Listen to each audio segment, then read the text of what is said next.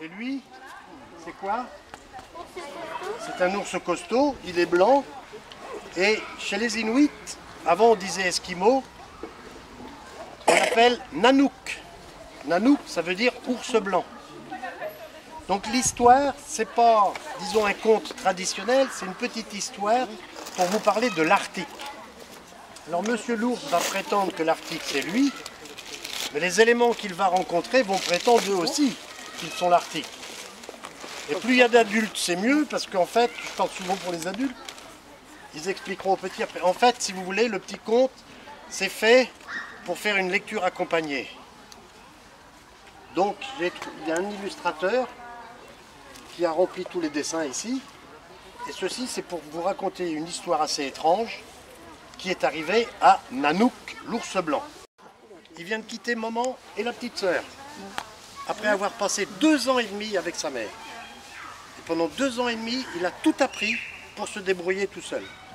Comment traverser un petit bras de mer, comment marcher sur la glace, comment attraper des phoques.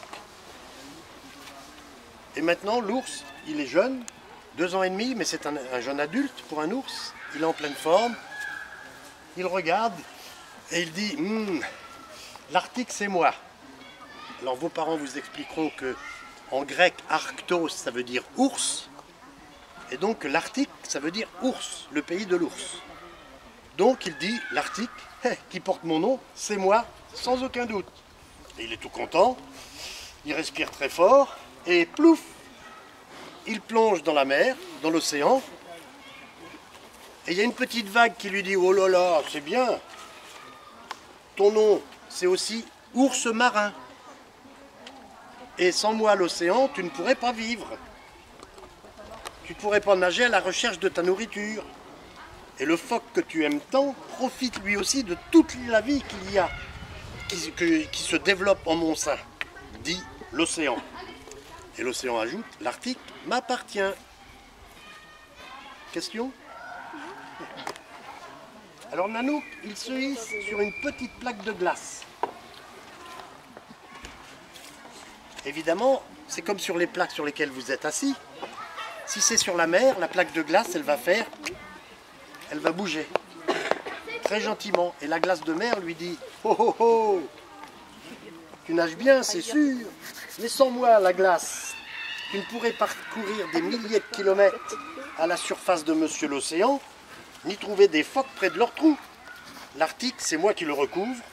L'Arctique, c'est d'abord moi, dit la petite vague de l'océan.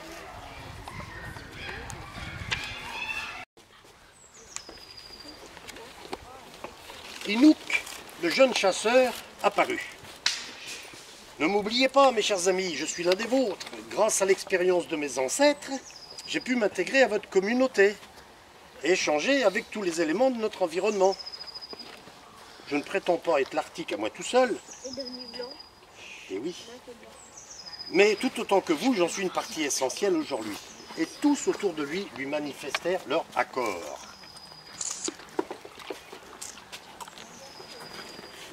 Un homme se tenait à la proue d'un navire, et sa voix tonna. Je domine la terre dans tout son ensemble, avec tous ses êtres vivants. J'ai les moyens d'en extraire toutes les ressources, du pôle sud jusqu'au pôle nord, ici même où vous tous vivez. De manière ferme et définitive, l'Arctique et toutes ses ressources m'appartiennent. Notre richesse à nous, c'est tout ce que tu viens découvrir ici. L'équilibre entre nous est en train de se rompre et tu en es la cause. Nos enfants ne pourront plus vivre ici. Reviens autant que tu veux, mais promets que, rentré chez toi, tu limiteras tes activités qui sont la cause de nos malheurs et ont brisé notre harmonie. Kralounak réfléchit. De longues minutes. Il réalisa qu'il aimait cet Arctique qu'il visitait et explorait. Il voulait aussi que ses propres enfants puissent un jour éprouver les mêmes émotions. En disant au revoir, il promit. Alors, tous sourirent. Et le soleil aussi, qui fit un clin d'œil. L'océan et la terre frémirent d'espoir et le vent émit un soupir de satisfaction. Le phoque dit, tiens, pour fêter cela, moi je mangerais bien un poisson. L'ours dit, tiens, pour fêter cela, moi je mangerais bien du phoque. Et Nanook répliqua. Non, et Unouk répliqua. Voilà une bien belle journée. Pour fêter cela, moi je sacherais bien un ours. Et tout le monde repart à prendre, je finis tout de suite, ses activités habituelles. Et bien sûr, Nanook, en s'éloignant le plus vite possible d'Inouk le chasseur, songeait, est-ce que Ralounak et ses enfants tiendront parole? Oui, est-ce que Ralounak tiendra parole? Oui, question. Ah, juste avant, je dis, Ralounak, vous avez deviné que c'est nous. Hein? L'homme qui vient avec son pouvoir industriel, ses machines, son scooter, son avion, son hélicoptère. C'est lui qui dérange l'Arctique. Oui? Avant ceci, j'aimais bien parce que en fait le poisson qui se fait manger, en fait d'abord c'est le poisson qui est dans le corps du phoque, après c'est dans le corps de l'ours et après c'est dans le corps de l'homme. Oui, tu fais même une très très bonne réflexion parce que dans le petit poisson, il y a un peu de pollution, dans le gros poisson il y en a un peu plus, dans le phoque il y en a davantage et dans l'ours encore plus. Et puis dans l'homme... Et bien dans l'homme, il y en a aussi, surtout là-haut.